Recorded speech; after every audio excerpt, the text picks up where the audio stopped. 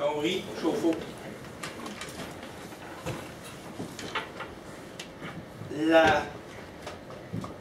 Tous mes clients sauf un me demandent de remplacer les chauffe-eau aux 10 ans.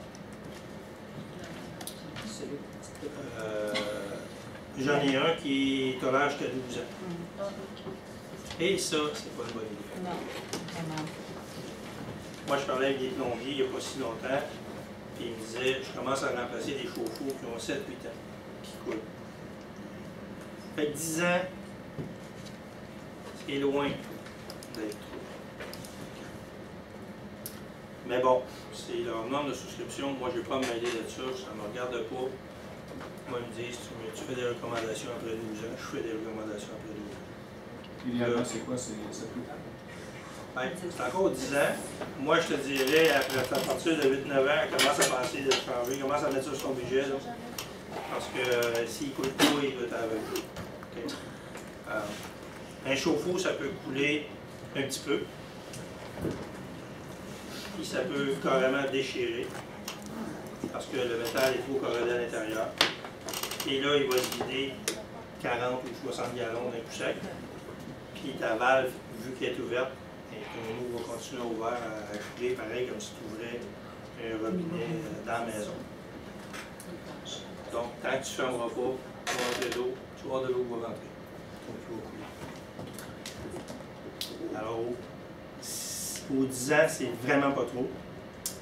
Les seules fois où je vois que les assureurs le tolèrent, c'est lorsqu'il n'y a pas vraiment de risque de réclamation. C'est un vide sanitaire en terre ou quoi que ce soit. La seule chose qui va arriver, c'est que l'eau va rentrer dans la terre et tout. Fait que, généralement, les gens s'en rendent compte assez vite parce que quand ça coule un chauffe-eau, tu n'as plus d'eau chaude. C'est de l'eau froide qui rentre tout le temps.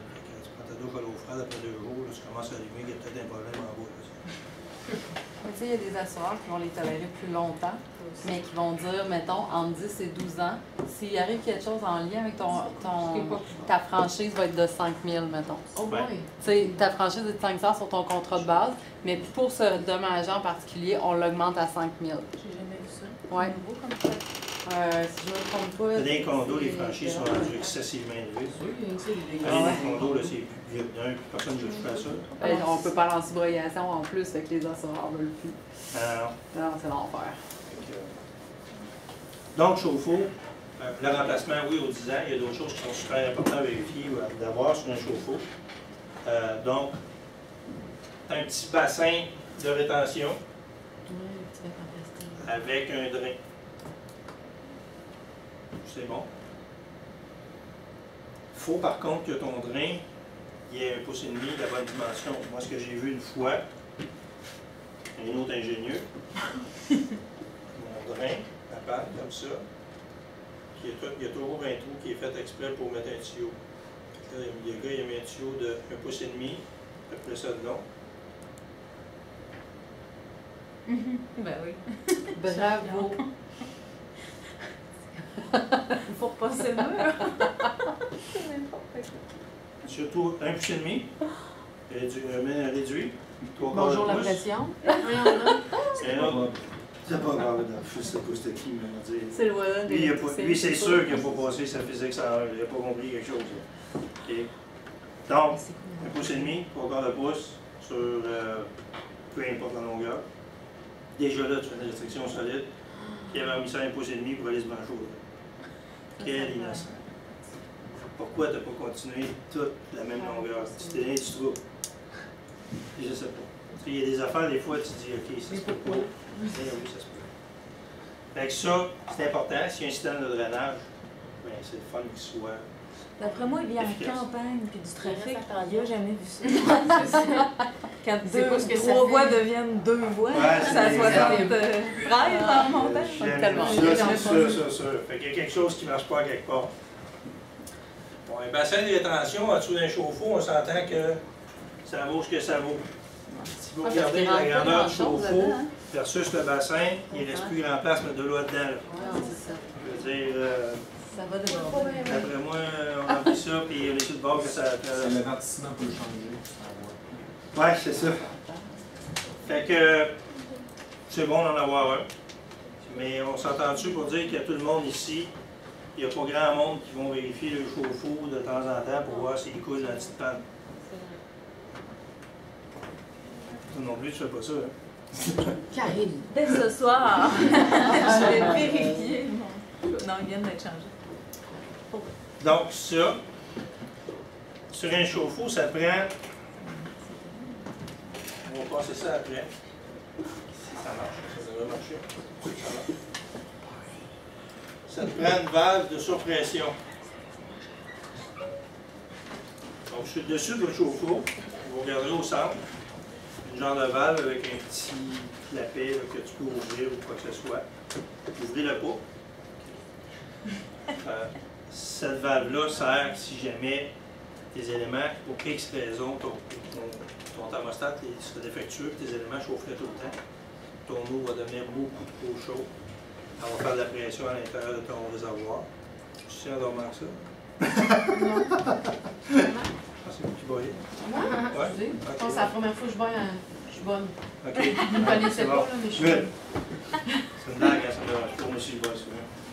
Donc, valve de surpression.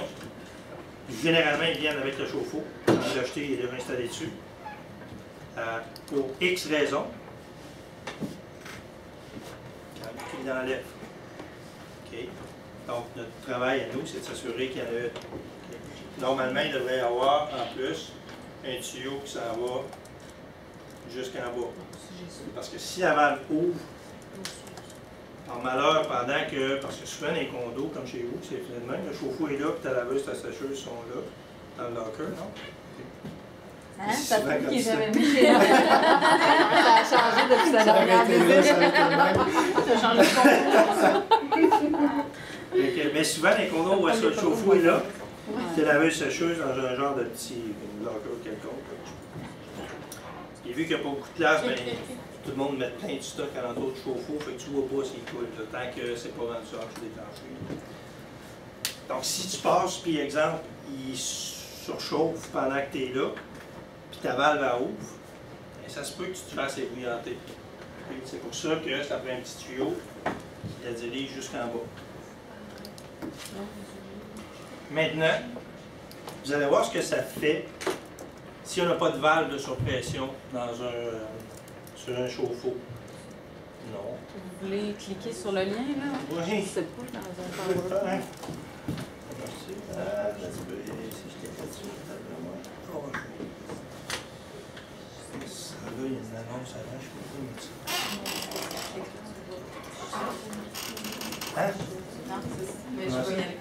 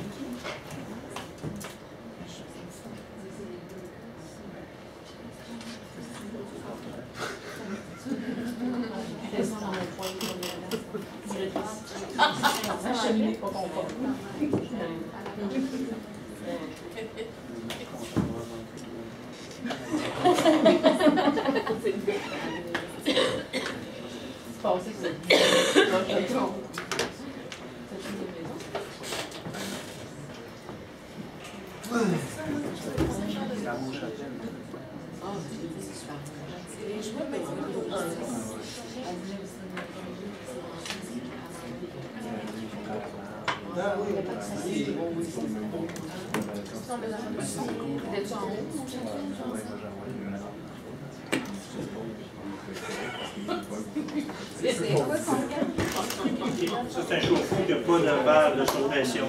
Pour vrai? On fait des tests qui ont augmenté la pression dans le chauffe-eau jusqu'à temps qu'il se passe ça. Et donc, ils ont reproduit la construction type d'une maison, chevron, plancher, etc. Et ils ont enlevé la valve de surpression et mis les thermostats, déconnecté les thermostats, qui ont bypassé le courant, comme de quoi les thermostats étaient défectueux. Et ce que ça fait quand ton thermostat est défectueux et tu n'as pas de valve de surpression, c'est ça. Mais c'est quoi l'idée d'enlever ça? Ah, c'est quoi l'idée de chauffer sa maison avec un exhausteur?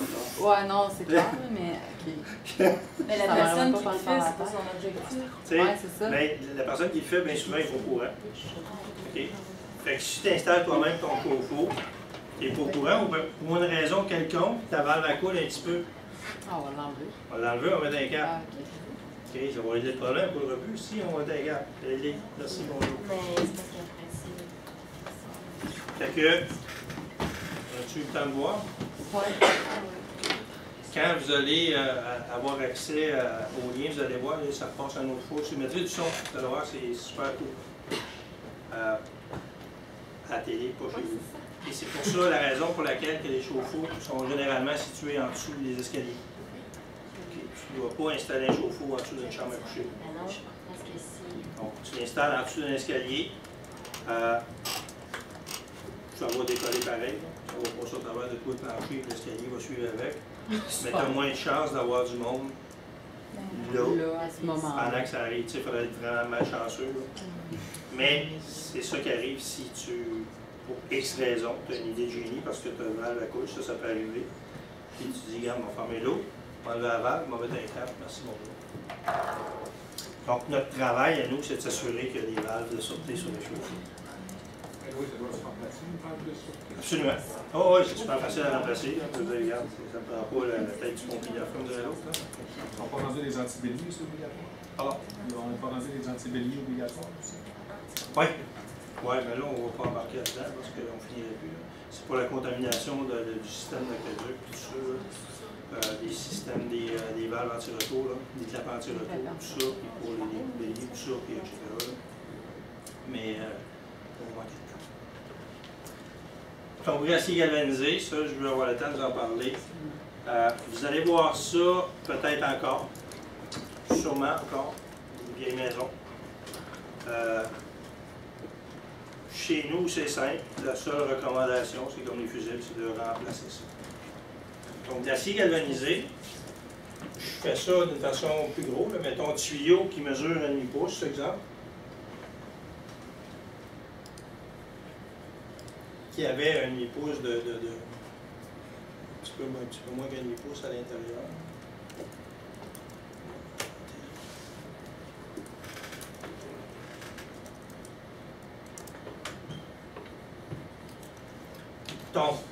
Ton tuyau que l'eau coulait, tout ça, en 1942 quand ils ont installé ça. Maintenant, il te reste un trou gros de même pour que ton eau passe. Alors moi, ce que je dis à mes gars bien souvent, puis aux courtiers, aux souscripteurs, on rend service aux assurés quand on leur fait remplacer leur vieille tuyauterie en acier galvanisé.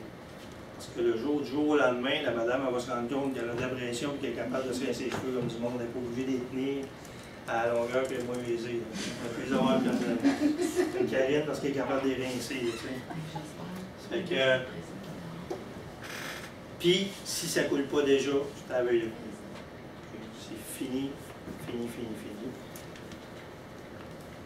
Souvent, vous allez voir, j'en ai-tu une photo de ça? Non, malheureusement. Souvent, il y a des petits, c'est un peu, vous avez votre tuyau, puis vous avez une petite goutte en dessous, ça ressemble à une petite goutte d'eau jaune or ou quelque chose. Là. Gratte pas ça. Okay? Gratte pas le bobo, parce que là, ça c'est sûr que c'est une micro-perforation. L'eau a coulé, mais comme ton trou à l'origine était tellement petit, elle a fait une goutte. Ce goutte-là a figé dans le calcaire, dans tout ce que tu voudras. C'est rendu dur, solide. Si tu grattes après ça, ça va te faire. Donc, touche pas à ça. Moi, mes gars, c'est bien important. Je dis tout le temps, regarde, je joue pas après ça, là, parce que l'eau est dans l'air.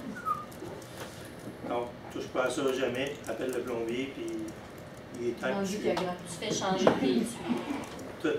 Non, c'est ça. Ouais, sérieusement. De toute façon, quand tu es en acier galvanisé, là, il est temps que tu commences à penser de changer ça. Si ça ne coule pas déjà, ça va couler. Très bientôt. Plomberie de cuivre, bien, on connaît ça. Ouais, ça c'est un système, je vais montrer le cuivre, c'est un système de chauffage, je vais dire, justement. On voit les valves, les différentes zones, tout ça. Plomberie de cuivre, il faut juste faire attention parce qu'il y a deux types de plomberie de cuivre. Du type M et du type P, sous toute réserve. J'ai un blanc de mémoire. J'aurais dû amener mes notes, je suis parti là. Le type M, c'est un tuyau de cuivre qui est plus mince que l'autre, qui était utilisé pour des systèmes à basse pression. Donc, des systèmes de chauffage au chaud, des fois des choses comme ça, où est-ce qu'il y a 5 à 6 livres de pression au pouce carré à l'intérieur du tuyau, contrairement à 60, 70, 80, 90 livres dans certains cas, dans certaines villes, qui vont pousser de l'eau dans ton tuyau. Ces tuyaux de plomberie-là finissent par couler au-dessus, même s'ils sont en cuivre. Donc, si vous avez du cuivre chez vous, regardez si vous voyez un petit M dessus. Commencez à budgéter quelque chose parce que c'est à la veille de couler ça aussi. Généralement, il n'y en mettait pas vraiment. Mais encore là, pour sauver les coûts, parce que le tuyau était moins cher, certains entrepreneurs ont décidé de couper les coûts et d'en mettre dans le tuyau d'alimentation aussi. Ça, est-ce que c'est encore légal? Le cuivre? Non. Non. Non, je peux pas mettre ça dans le tuyau de l'alimentation.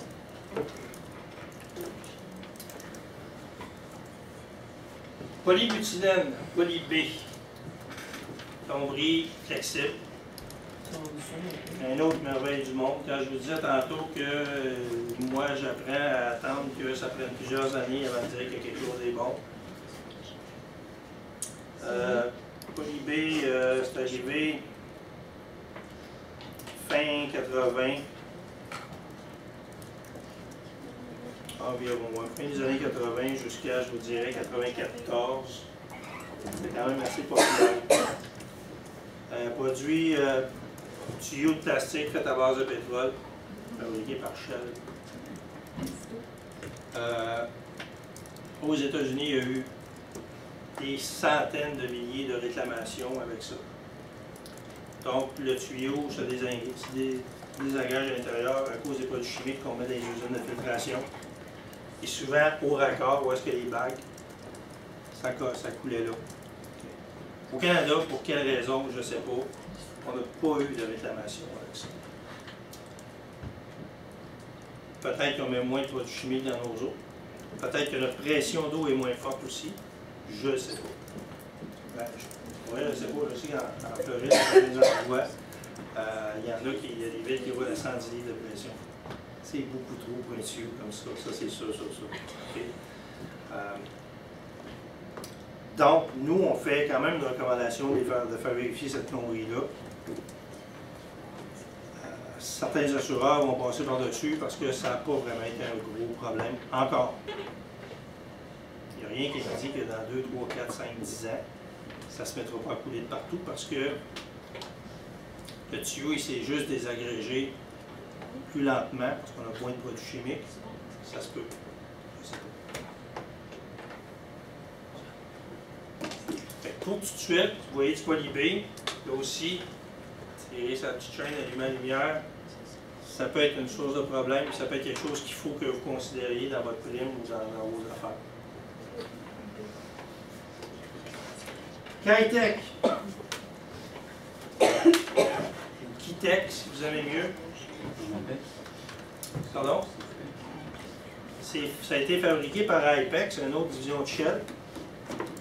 Produit un tuyau flexible, ça aussi, tuyau de plastique, gaine en aluminium, puis une autre couche de plastique par-dessus. Un autre merveille du monde. Arrivé à la fin des années 90 jusqu'en 2000. Je dirais pratiquement jusqu'en 2010. Très gros recours collectif, dont je fais partie. 20 millions de dollars de disponibles. J'espère en avoir au moins un. Chez moi, c'est ça que j'ai comme plomberie. Ma nouvelle maison. 2003, la construction, et c'est ça que j'ai dedans. Ben, je travaille depuis de l'avoir, je cherche de la remplacer. Ça, la seule chose à faire, c'est de remplacer ça de l'entrée principale jusqu'à la dernière toilette en haut. 132 unités de condo à Montréal qui ont remplacé la nuit complète. C'est pas son problème. Ça les bagues lâchent. Souvent, sur des bagues. Chez moi, je sais pas où pas ça que je suis allé là-dessus. Ça se pouvait de la rajouter, mais comme j'ai plein de temps libre, je vais vous montrer que ça a l'air. J'ai pas entendu la réponse, hein. Est-ce que c'est ça du PEC? C'est ça qu'on appelle du PEC? Non. C'est l'autre de tantôt? Ouais. Y a-t-il quelqu'un qui pose cette question-là? Ouais. C'est le poly-B, le PEC? Non. C'est lequel? En fait, c'est du PEX. PEC? Ouais. PEX, c'est fabriqué par IPEX aussi, le manufacturier. OK. Et ne pas confondre avec Kitec. OK. Donc, le tuyau PEX, c'est un tuyau flexible aussi. Blanc, ou transparent, ou bleu, ou rouge. Pour nous mêler un petit peu, parce que le Kitec peut être orange, bleu ou rouge. Toujours pour nous rendre la vie facile. Je vais vous montrer que ça a l'air, ça là-dedans. Je vais aller photos de mon chien saucisse. Mais le texte, moi, je l'ai adoré. C'est encore bon aujourd'hui? Il n'y a pas du contraire, oui, c'est ça que je mets chez nous. Parce que j'aurais pas le choix, parce que si je savais plus, j'aurais tout mis en clé. Mais là, quand c'est tout construit, tu défais des murs, des planchers, là, je commençais à faire ça en cuivre, faire des soudures. Oh, le monsieur il a dit on va mettre ça en place. Sauf que tantôt, quand j'ai posé la question, vous m'avez dit non, il n'y en a plus en cuivre. Oh oui, en cuivre, il y en a, oui, mais du type, pas du type M, je m'excuse. OK. Ah non, je suis désolé, j'ai mal compris la question. C'est là. bon. Je vais vous arrêter parce que, dans le fond, on avait dit jusqu'à 4h10, puis on a déjà dépassé. Ok. En conclusion, c'est quoi qu'on a dans nos maisons en 2016? En 2016, j'avais du PEX. OK. Ah, du PEX? Non, j'en ai pas. C'est pour les réserves de mazout. Non, c'est ça. OK. Bon, ben, Vous avez du PEX? j'ajouterai ça à la Règle présentation. générale, oui. OK. S'il y en a qui veulent rester après, moi ça me dérange pas honnêtement. Bien à l'aise. C'est loin Val-Belair en autobus. Non, c'est ça, il y en a qui ont des autobus, tout ça. Un avion. Fait que on va conclure, mais c'est ça, dans le fond, on l'ajoutera tout simplement à la présentation, à laquelle ils auront tous accès. Eh bien, merci beaucoup. Merci. Vraiment. Plaisir. Merci beaucoup. On est bon pour des gens du vendredi après-midi, je trouve. OK, oui, vous êtes bon. Vous le dites chaque semaine? Sauf que quand vous allez arriver sur le marché du travail, vous allez vous en rappeler que c'était utile d'avoir cette formation-là. Ben oui, c'est sûr. On est très, très contents de tout. 30 secondes avant qu'on parte. C'est vraiment important, les réservoirs de mazout, vous allez sûrement voir ça. À l'époque, les réservoirs de mazout, on inspectait ça avec un œil fermé, on regardait ça, ça avait l'air beau, on disait que c'était bon. Puis, maintenant, on a une charte pour travailler. Vous avez aussi cette charte-là, bien souvent, elle est disponible. Donc, les réservoirs de mazout ont des espérances de vie prédéterminées maintenant. Donc, qu'ils soient à l'intérieur, à l'extérieur, que la sortie soit en dessous ou dans le bout. L'épaisseur du métal vont faire que l'espérance de vie du réservoir va de 10 à 25 ans pour des réservoirs similaires. Donc, c'est juste ça que vous allez voir, vous regarderez ça, là. Vous allez peut-être comprendre un peu plus. Si vous avez des questions, là, quelque chose d'être pas sûr, regarde, appelez-moi. Vous avez mon numéro de téléphone au bureau. Ça me fait plaisir de vous voir. Un gros merci.